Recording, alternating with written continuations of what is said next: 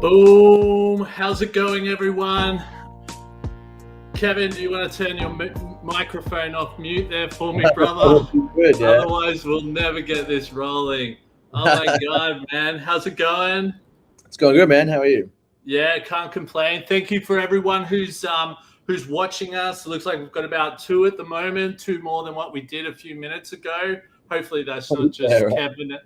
Hopefully that's not Kevin and myself, but all good, man. We finally got this thing off and running there, man. So how's your week been so far, Kevin? Yeah, I mean, Monday tends to Monday. Got a lot of Monday-itis. How are you feeling coming up to the podcast today, my man? Pretty good, man. Excited. I guess people might not know, we've been working together on stuff and having chats like this for a couple of months now, a month or two. Yeah, man. I think that's the thing. Like, you and I, we've been speaking about this for a while now, and it's been like, we sit down and have so many in-depth conversations about neurodiversity, mental health, what we can do about this stuff. We're connected with thousands of people worldwide who, live daily with the same type of things that we live with. So,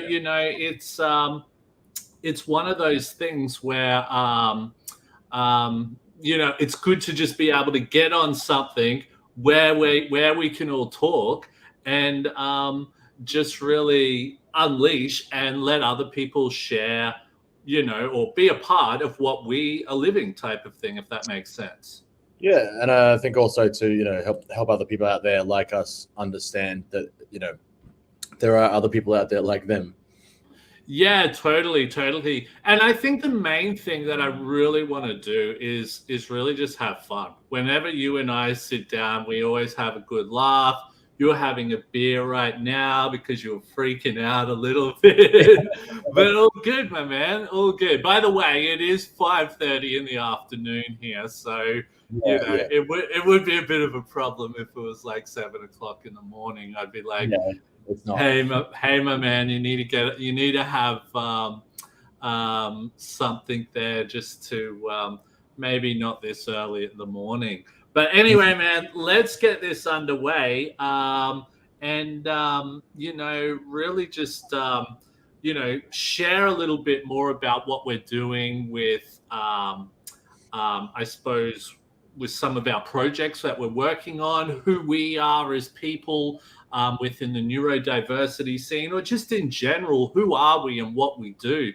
And more than anything, just encourage people to really share and interact with us while we're talking here. We would love to hear from people and hear from where people are from. I'm sure we'll probably have listeners all over the world, and that is awesome. So, I think before anything, I might just quickly do a shout out to our do the down to business stuff before I forget. So if you are listening, and you may be listening on certain platforms, you might be on our LinkedIn platform, our YouTube, Twitch, whichever that is.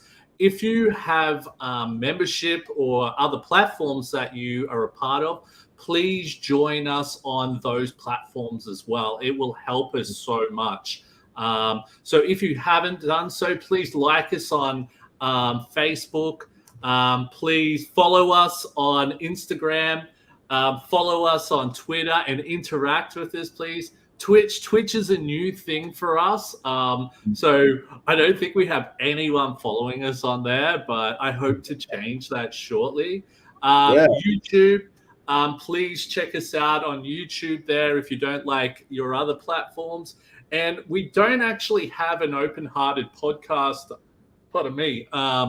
LinkedIn yet, but if you connect with myself, Will Wheeler, on there, that will be all cool as well, and we'd be more than happy to have you a part of that. What do you reckon, Kevin?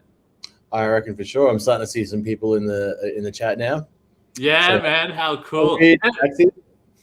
Actually, if we've got some people, we've got some people. We've got some people at Katoomba, Ballarat. Mm-hmm. If we could have the people who are actually watching us, can you actually let us know where you're from there? That'd be really cool. I suppose one of our probably biggest things with this is to really encourage people from all around the world to interact with us and really build that community.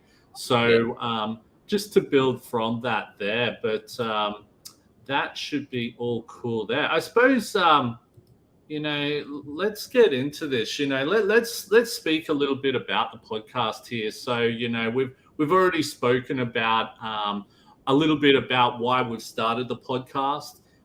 We've spoken a little bit about why we're doing this and everything. But more than anything, I think we probably should really talk a little bit about ourselves to start with. What you reckon, Kevin?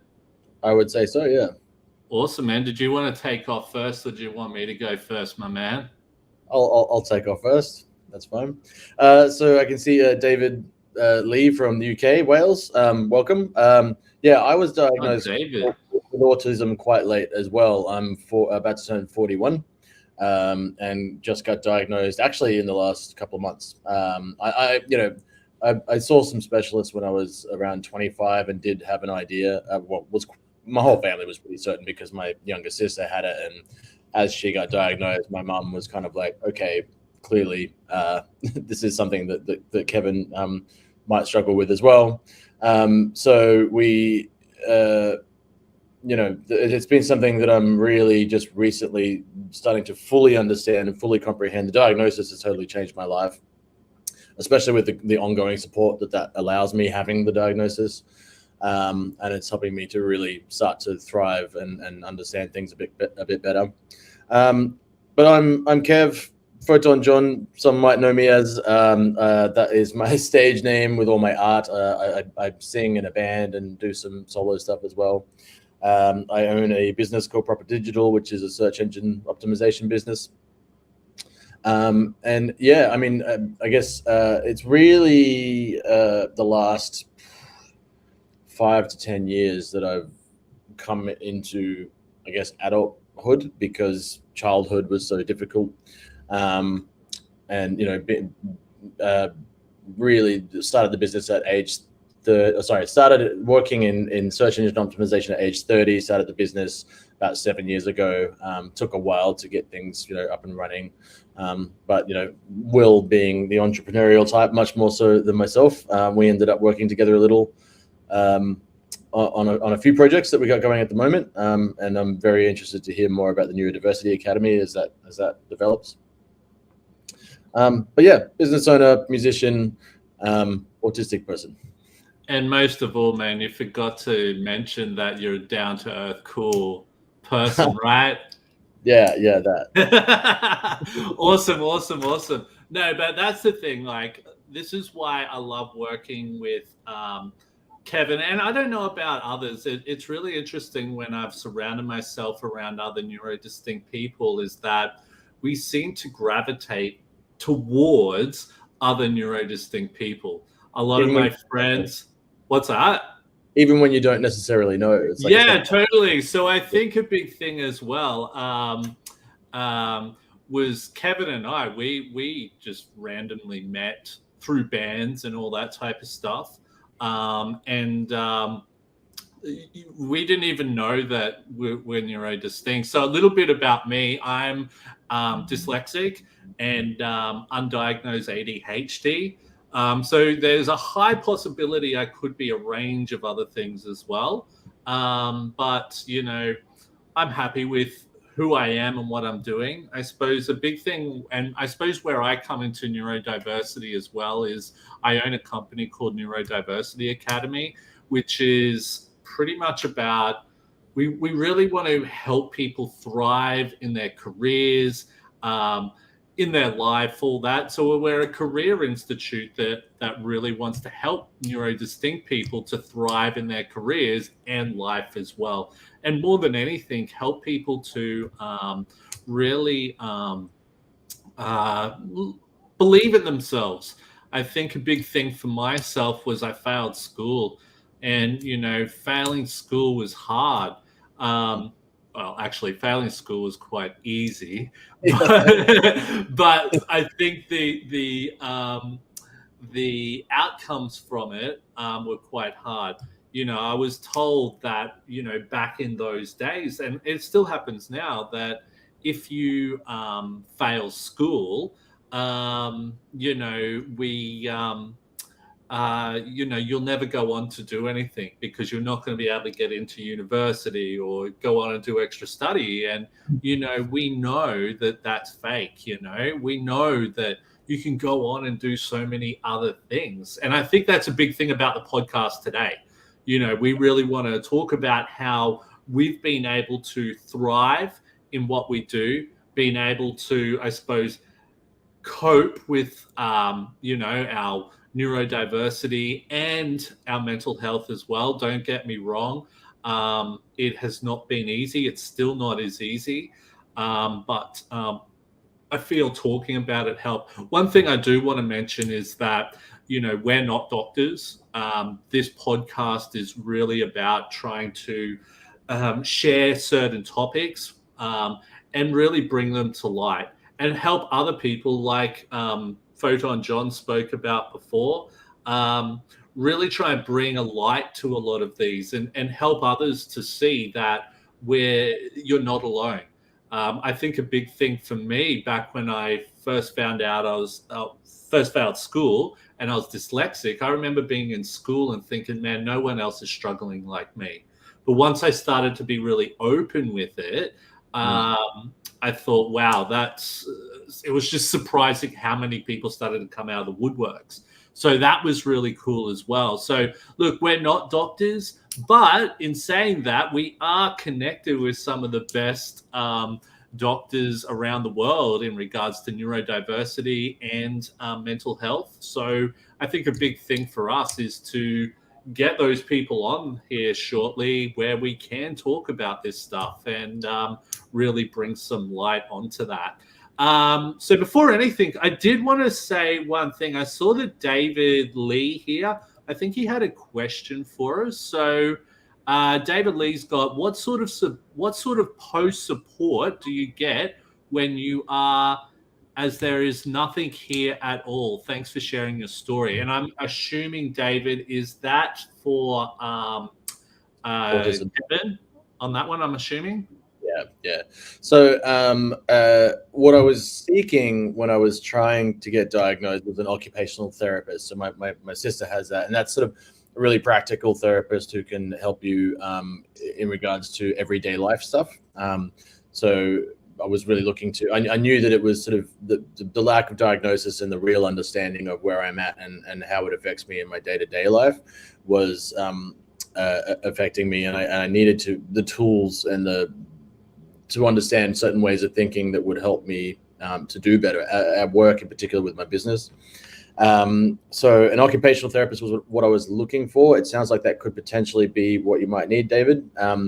But what I ended up doing was the doctor that sees me now is just a very pragmatic, qualified, really amazing therapist. And she gives me advice on day-to-day stuff. And it was really like, it's not just sort of like normal therapy sessions as you'd imagine them. She really breaks it down to real life, everyday stuff. We even spoke about, she broke down the math of my business with me and how much I could maybe earn if I did certain things differently. And I was undervaluing myself. I was giving too much, I would say an occupational therapist might be what you would need to really have practical applications given to you for your life. But other than that, if you can just come across a very pragmatic therapist that you can see regularly psychology is great. Psychologists are great. There's things like little exercises they can give you to do, breathing exercise and for anxiety and all that kind of stuff. But what I really needed, and because I had seen a few psychologists, and I was just like, I don't want another breathing exercise. I need to break down what's happening in my life and figure it out. And I need to figure out how to do it better. And my current doctor, she really understood that and has been working on exactly that with me. And it's been paying dividends. It's very good. So I would just suggest, sometimes with psychologists or therapists or psychiatrists, it's just a matter of, it's the same as a GP. You might need to try out a few before you find the right one. Yeah, cool. Thank you so much for sharing that, David and Kevin. Awesome stuff on that. But yeah, please, if anyone who is on here has any questions for us while we're going along, please hit us up, and we will try to fit in where we can, pretty much. So no, thank you so much for that. Cool. So I think what we might do is we might actually go into some of the challenges we have faced in life. I've spoken a little bit about, especially at school and all that type of stuff, but I don't know about anyone else, but I'm just finding it that as we're getting older, our mental health, I don't know about everyone else, but I find it has sort of become a little bit more difficult to look after all that. Or I think it's probably more that I've had to take different, I suppose, routes to take to be able to look after that better type of thing, if that makes sense. What are your thoughts around that, Kevin? What have you faced a lot of the time?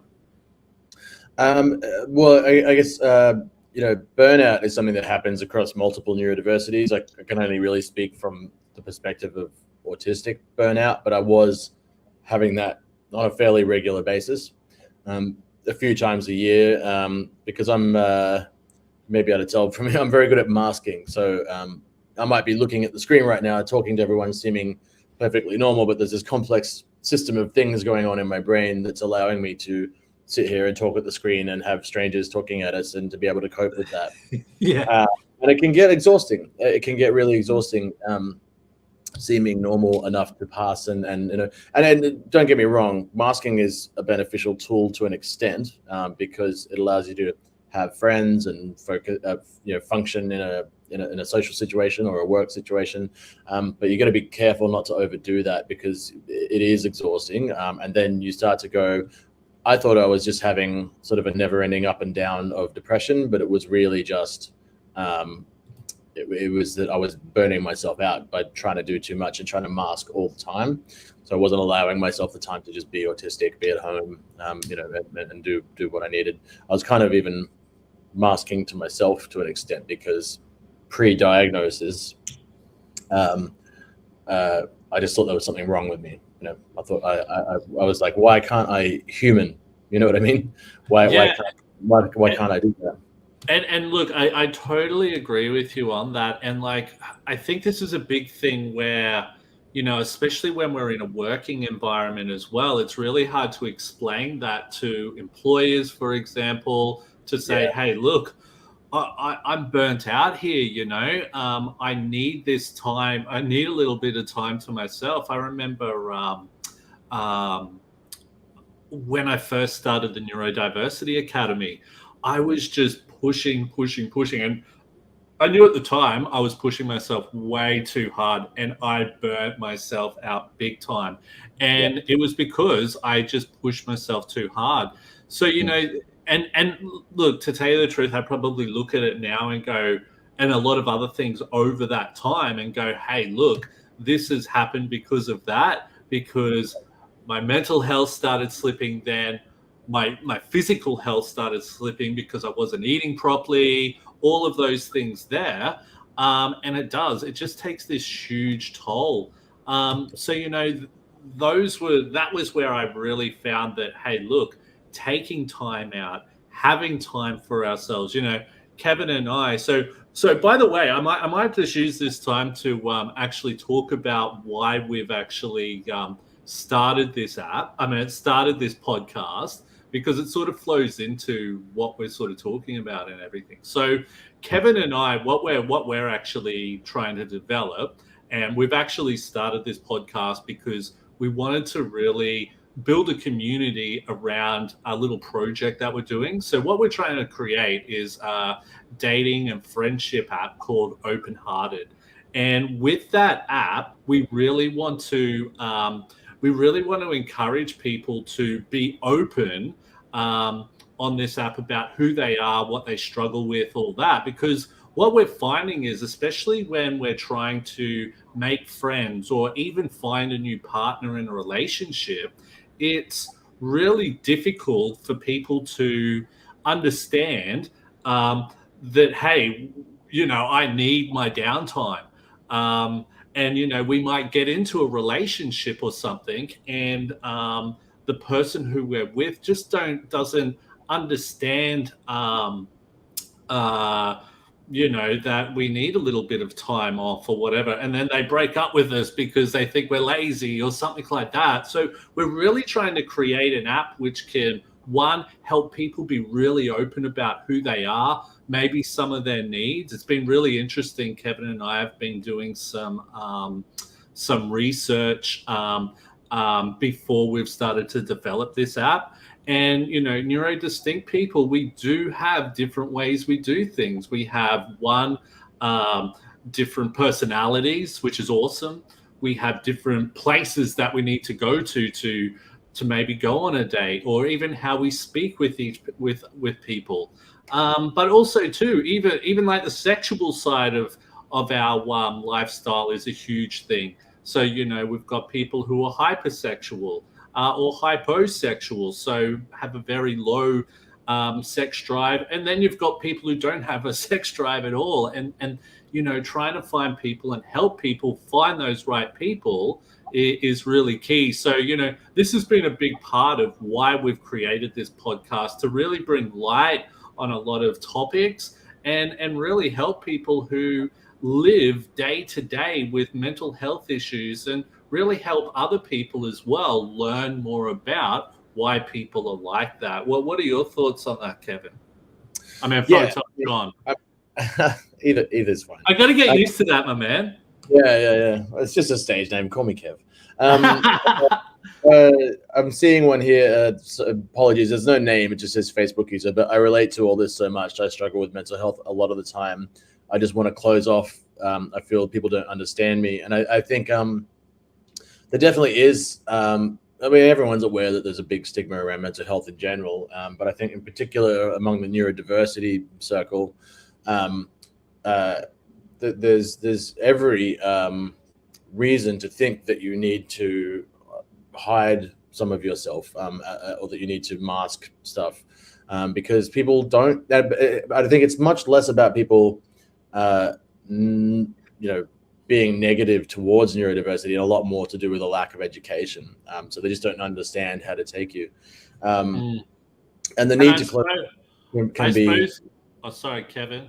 I suppose a big thing with the app as well is that we want to try to use the app to help educate people on certain things, type of thing. So, for example, if Kevin, not an example, but Kevin is autistic, and say I'm someone who wants to date Kevin, but I don't know what autism is about, we can actually look at that, and the app will actually teach them, hey, look, this person has these types of things that, you might need to think about, or this is what this is, type of thing. So we really want to try to help people, educate people around those types of areas, if that makes sense. Yeah, and that's why it's called Open Hearted, because there are many reasons that people who are neurodiverse hide certain things about themselves, and we shouldn't have to. Education is something that we're both really passionate about, but we were sort of also just thinking about how can we practically help people in their real lives with stuff to do with this. And Will obviously works in the career side of things, but then the idea of an interpersonal relationship kind of app for friendships or dating, or potentially even networking came up, and then I guess out of talking about the app, then the idea for the podcast came. Yeah, totally. Sorry, I'm just trying to. I've got a few people asking me questions, which is actually pretty cool. But if you do want to learn more about the app, Look, we haven't got everything in place yet, so please just follow our social media platforms. So we're available on Facebook, YouTube, Twitter, all of those places. You can see them up the top of the page there. Pardon me. And we'll be sharing more information about that. Plus, we want to try to really utilize the community and find out what they want. I think the hardest thing that we've been finding is that we're reaching out going, hey, here's this is this idea that we're trying to do. And people go, oh, that's being done and it's crap. And it's like, well, yeah, okay, we get that it's crap. That's because it's being designed by people who are not neurodistinct themselves, you know. So we really want to try to work in with the community. You know, we're part of that ourselves. We know what we want, and really make it for the community type of thing. So designed by the community for the community. So yeah, please keep in touch with us for that. Just down on any. Sorry, Kevin, did you want to go, my man? Oh, sorry, just to respond to Alexander, the idea is that everyone goes into it knowing. Sorry, I might just, does Alexander have a question, does he? No, I was just saying he's known friends who have been honest and it hasn't, if I understand the comment correctly, he's known friends who have been honest and it hasn't gone very well. The idea with this is it's a space where you're all going in knowing that this is what this space is about. So if you have some, you know, if you've maybe had some bad experiences previously, I know I have. When I first saw a specialist at 25 and I was starting to try and explain to, you know, people in my life about having autism, I didn't know how to explain it properly. I knew very little about it. I was newly sort of cold diagnosed, and people just straight up didn't believe me, you know. And when I would try to explain, oh, I'm behaving this way because of X, Y, Z, they'd be like, you know, because they don't know anything about it. So this is sort of an official place where everyone can jump in, everyone knows what the deal is, and takes the information seriously. Where it's like, okay, oh, you're about to speak to a person who has this neurodiversity. Here's some information on how that conversation might go, or what this person's needs is, or you know, that kind of thing. Yeah. So pre-qualifies. Yeah, totally. What we might do, we might actually get stuck into how we've been able to develop in our lives, type of thing. Because that's what this podcast is all about. And also too, if you're listening, please feel free to share some ideas that you might have for future podcasts. Like we said, we're probably going to have some guests eventually. We just really wanted to use this time to, I suppose, get on here and just share a little bit about what we're doing, why we're doing this.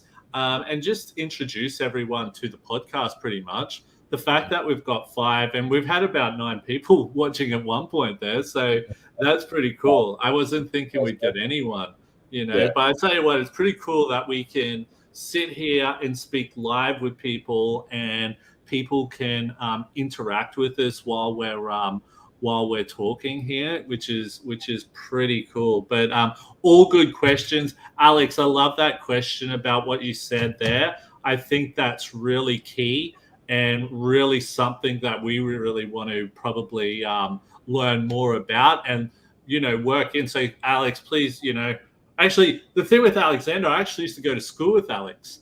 So that's pretty cool. So I've known him for over 20 years now. So that's really cool to see you.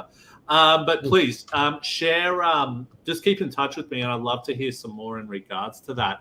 But, you know, how did we develop in our life? You know, I think a big thing is that, you know, leaving school and a big thing with this podcast, we don't want to just talk about, you know, us all the time. We want to talk about hard-hitting topics. I think, you know, a big thing for myself was, you know, after school, failing school, learning that or being told that I'd never be anything in life there because I failed school, my life just went downhill. I was addicted to range of different drugs for the best part of 10 years. And, you know, that really took a hold of who I was, what I really could have been able to do with my life. And you know what? I honestly believe that if I had have had some better guidance earlier on in my journey, I probably would have been in a completely different place. Not saying that where I am is a bad place, but I probably would have avoided a lot of that time wasted um, since leaving school, type of thing. I would have probably gone, hey, look, I may have failed school, but hey, look, there's actually other directions I can take.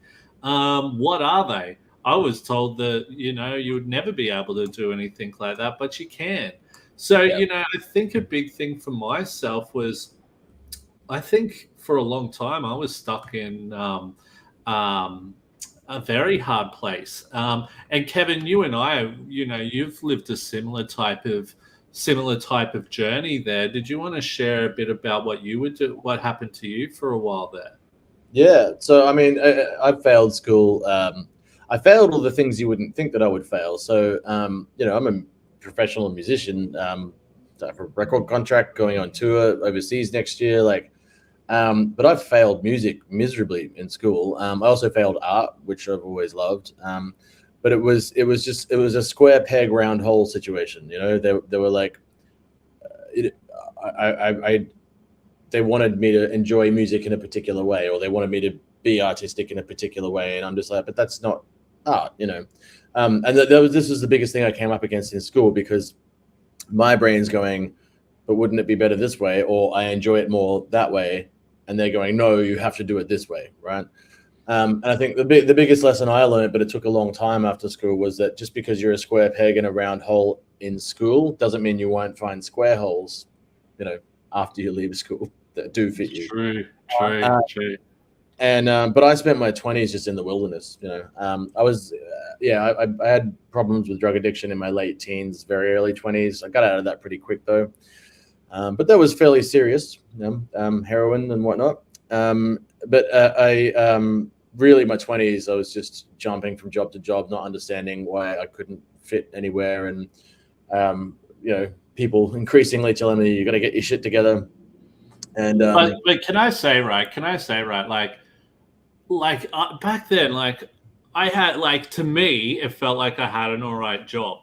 And when I was in that sort of stage of my life, when you're living with addiction and you're around everyone else who, and maybe this is a different journey to yourself, Kevin, but when you are living in this life of addiction, it doesn't feel like you're actually addicted, if that makes sense. I don't know about you, but every weekend we'd be hitting it hard from Thursday through to Sunday, and then we would just take all that time at work to recover and then back into it again. But I honestly didn't think, hey, look, I'm addicted to all this stuff, because it was I was everyone else was doing it.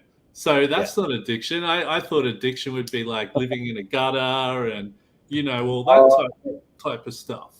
I came pretty close to that. I actually did live on the street for a year when I was 20.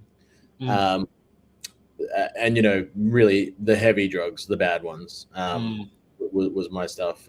So I did get a bit close to that. But I definitely know what you're saying. But yeah, Facebook user, it doesn't say your name, but 28 jobs and you're only 28. Yeah, I mean, you realize later that it's never too late, but I really did just jump around all the time, because I was trying to fit into that round hole as a square peg. I was trying to do what I thought everyone thought that I should do, and I'm just job hopping constantly. It wasn't until I was literally just before I turned 30 that I found there was just this job. I knew I needed a change. I wanted to try something different. I wanted to just have a red hot go at something. And I found an ad for a job in digital marketing, and that was a new industry at the time. And I was like, you know what? I love technology. I'm a big nerd. I'd probably do all right at that. And I just took a shot. I had no experience or anything. Went and met the founder of the company, and he just he could see that I was really into it, and he gave me a go.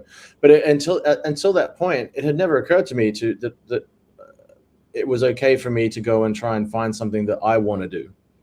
I wasn't just trying to get a job because I was supposed to have a job, or you know what I mean? Like, it wasn't just paying the bills. It was like, maybe I can actually make money doing something that I enjoy, you know, or that I would find fun. And it just snowballed from there. That, 11 years later, I got my own business in that industry, and, you know, I've done nothing else but digital marketing since then. And I bloody love it. You know, I'm still passionate about it all this time later. But, you know, how much of that was me railing against or trying to fit into an idea of what work was that I didn't understand, and how much of that might have actually just been a little bit of developmental disability. I'm still figuring that out in therapy. I think definitely there's some element of developmental disability there, and I don't mean that I'm. It's not like people don't really understand what that term means. It just means that it took me a little longer to come to some realizations and become a bit more of an adult than some people. Because I struggled so much to understand some really basic things that you know, neurotypical people can just instinctually understand. So it just took me a little bit longer to figure some things out, you know. But do you know what, right? Like, I think for myself when I left school, I ended up getting like a warehousing job where I was just unloading trucks and driving forklifts and all that type of stuff. And I remember, like, when I got into that role and started to really get into it, like doing, like, you know, sort of supervisory management type of roles, it was amazing how I took to it. And I remember physically back in the day sitting there and thinking, oh my God, I'm actually really good at this, but I do it differently to everyone else. And that was when I really started to think to myself, I'm actually not as stupid as what I thought I was, because, you know, because of school telling me, oh, look, you'll never go on to anything good if you don't do well in school. You leave there thinking, I'm an idiot. You're right. And so, you know, for a long time, I did think that. But when I got into the workforce and really started to develop and started to get some really good jobs, I was like, oh, my God. For a while there, I think I was actually my worst enemy, because people would come up to me and say, hey, look, man, you're actually really good at what you do. You blow me away with what you do. Have you thought about going and doing other study? Because you could go on. And I remember I used to say to these people, oh, actually, man, I haven't. I'm dyslexic. I failed school. I'll never be able to actually go on and do all this stuff. So, man, I was my own worst enemy. But to tell you the truth, I remember one of my turning points, and this is where I really started to develop, was that someone said to me, they're like, look, you know, you're never gonna change. You're always going to be this way. You're always going to want to do the drinking and taking all this stuff. You're never going to change. And I tell you what, that was a kick. Yeah, but look, man, you're not sitting there like blackout drunk or nothing like that. No. So, you know, it's not that bad, right? But like, it's like, you know, that was where I was like, you know what, stuff you, I'm going to go on and do some better stuff, right? But I think the hardest thing was kicking all my bad habits, kicking the drugs. Tell you the truth, the drugs were the easiest thing to kick. I think the hardest thing for me was the alcohol, because we look at alcohol and look, I can have drinks now. I can have a few drinks and be like, you know what, that's enough. But back in the day, and, you know, it's interesting looking at all like ADHD information and all that, and I fit smack bang into that as to, you know, a lot of ADHD users use alcohol to, you know, mask certain situations and stuff like that. I could be wrong. It's just stuff I've read on Instagram and stuff like that. But a lot of that information is right. What were you about to say? It's similar with autism. Yeah, exactly. And I remember I would go to these places and drink and be blackout drunk, not even know what I was doing. But, you know, once I was able to kick that, I think the only thing that was then holding me back was my environment. Once I actually changed a lot of the people I was hanging around with. Now, don't get me wrong, I was, hanging around with awesome people, but I couldn't, I just couldn't be around that every weekend. So, for example, it's like, hey, look, come over, and we'll have some beers. Like living that lifestyle every weekend was just not good. And I remember I'd have some weekends where I wouldn't even drink at all. And waking up on a Saturday morning not drunk, oh my God, man. No drug in the world can make you feel that good, man. Yeah. You know what I mean? And that was where I really started to go, holy crap. So for me, I was like, man, I need to do more with my life on the weekends. So I'd go and help homeless people on the weekends, like just, volunteer work. And for me, man, going and doing volunteer work, I used to think just, idiots used to do that stuff, right? But, once I started doing that and being around all these awesome people, I was like, holy shit, man. It was they were really awesome people and they taught me so much. And, being around homeless people and spending my weekend or my Saturday nights handing out food and doing all that stuff, man, I'd come home and I wouldn't have even needed to drink and I still had a really good time. So, that was where I really started to develop and then go on to bigger and better things. Yeah. It's funny because I've been the person on the receiving end of what you're doing. What's that, sorry? I've been the person on the receiving end of what you did, right? So I've been the homeless person at the food truck or, Well, can I just say one thing, but before, like, not to cut you off? Well, I actually did cut you off. Sorry about that, my man.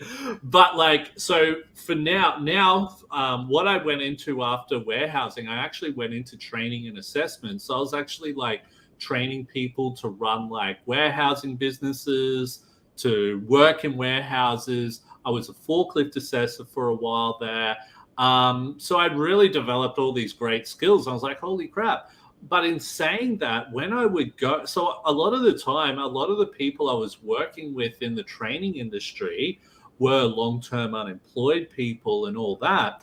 And when I was actually going and handing out like coffee or tea or food or packets of biscuits or whatever it was, there was a few times where I'd actually see some of my past students there.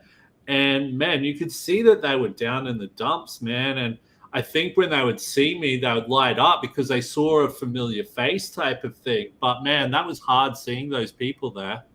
Yeah, man. Yeah. It's such a complicated process that can end you up on the street. Sometimes it's simple, usually not. And just being treated like a human by anyone, it's very profound. And then if you take that situation, you can kind of double it when you're an autistic person or a neurodiverse person who's on the street, because you've already, before you were homeless, felt like people wouldn't treat you like a human, or at the very least felt like you weren't a human. We're writing some music at the moment, some new music, and I've noticed there's a very big theme around being alien coming into the music, and I think that's that sort of getting out the frustration with that part of my life where I felt like I was some sort of alien who just couldn't human. So it's sort of doubled. So honestly, man, people who show the kind of kindness that you do and do the kind of work that you do, it's very appreciated. Yeah, look, but I don't, to tell you the truth, I do see a lot of people do it for the wrong reasons. I have seen some people do it because they want people to think like for example, right? I would do like my volunteer work like nearly every Saturday, right? Because I loved it, and I loved people who what's the word I'm looking for? I love just speaking to the people on the streets, because what happens is when you're doing it regularly, they become your friends, and like it's like just catching up with your friends every weekend there. And it was funny because sometimes I'd be in like a suit and tie in the city going to work or whatever, and I'd run into some of my friends. And I'd be like, hey, and they'd be like, what the hell's this guy want? Because I was dressed different, I looked different. But then it sort of clicked. But what I was getting at was when it comes to like Christmas time, for example, and everyone goes and does it then, I couldn't even like go and spend time with like my friends on the street because all these people at Christmas time want to like give at Christmas time. And it's like, yeah, all right, it's good that you're giving, but if you're going to do a good thing, don't just do it at Christmas time. Do it more regularly. You know, what are you trying to prove? You know? But you know, again, being able to speak as an ex-homeless person, we can see through that shit. The weirdest thing was people just thought we were dumb because we were homeless, and it's like, no, there's some I had some very intelligent friends. One of them was a scientist, or used to be a scientist. You know, we can see through that stuff, and it's just very patronizing. But no, we can see the real genuine people who really want to help, and you know. And you know what? It almost comes back to neurodiversity in a way, because like, you know, people, you say to someone, hey, look, I'm dyslexic or whatever like this. And then people who don't understand neurodiversity, they already have this assumption of what neurodiversity is.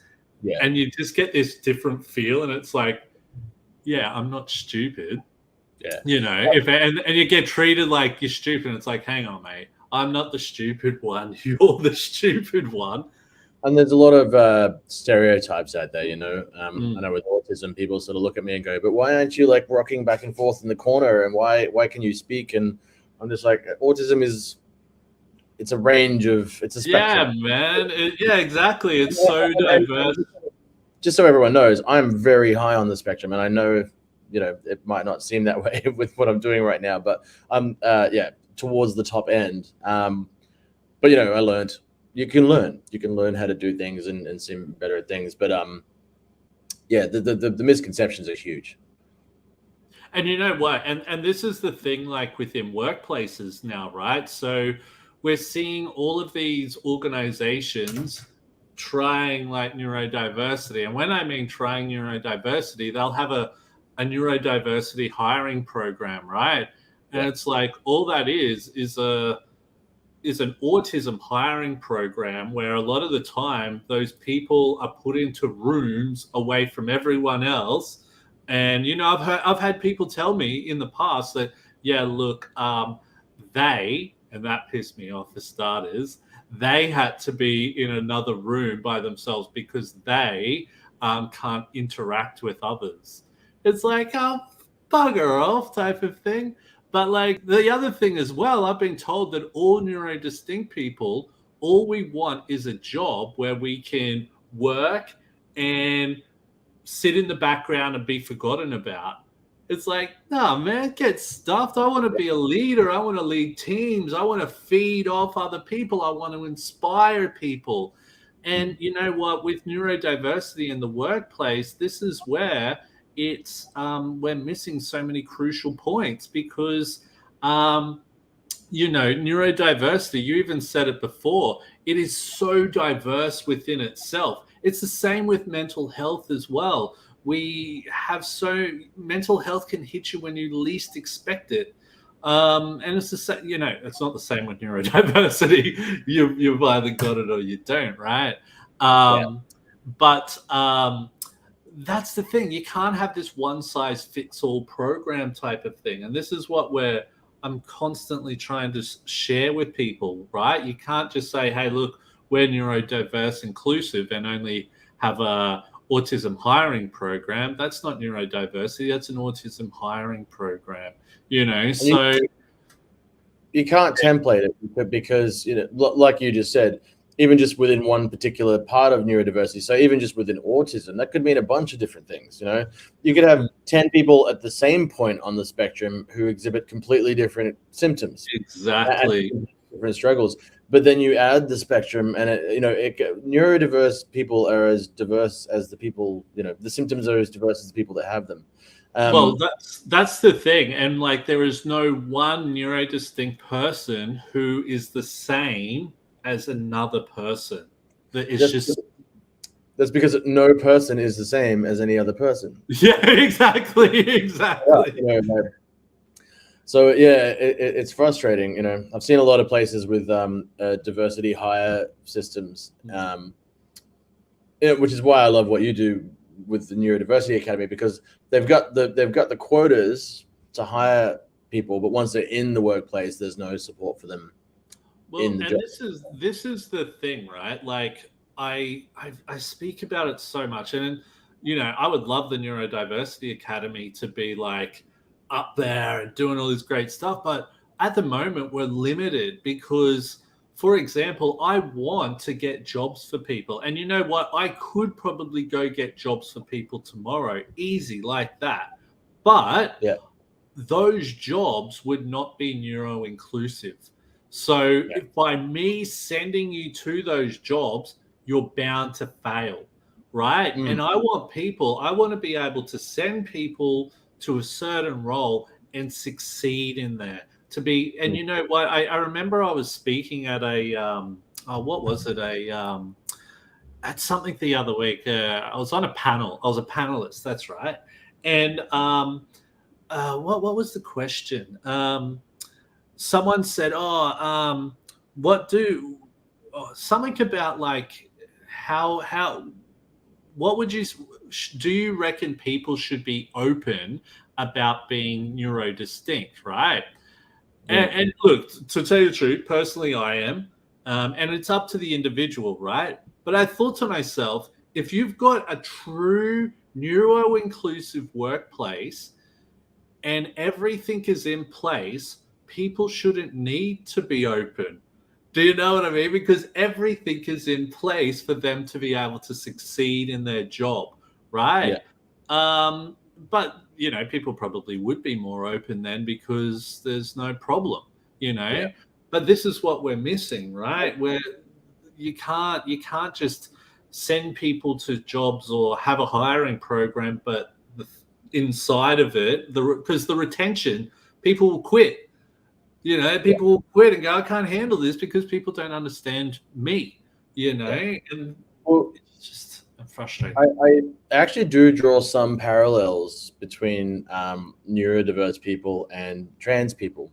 Because everyone thinks that they need to understand it. You don't need to understand it. You just need to not be a dick about it. You just need to true. You need to accept it, right? And listen to them when they tell you what their reality is, you know. But people just, they want to make it make sense, and usually like immediately, and when it doesn't, they just go, you know, can't be bothered with that, or I'm not gonna accommodate for that. Totally. You don't need to be into it or a part of it to be okay with it. You just got to be okay with it. Just let people be people. Yeah, totally. Look, I can't think of anything. You know, we've covered some really cool stuff today. I don't really have too many other things that I really wanted to cover. Did you have anything else that you really wanted to share with everyone, Kevin? I guess in terms of like how to develop in life as a neurodiverse person, if there's one thing I really wanted to cover that maybe we didn't, it's that you've got to understand that it's okay.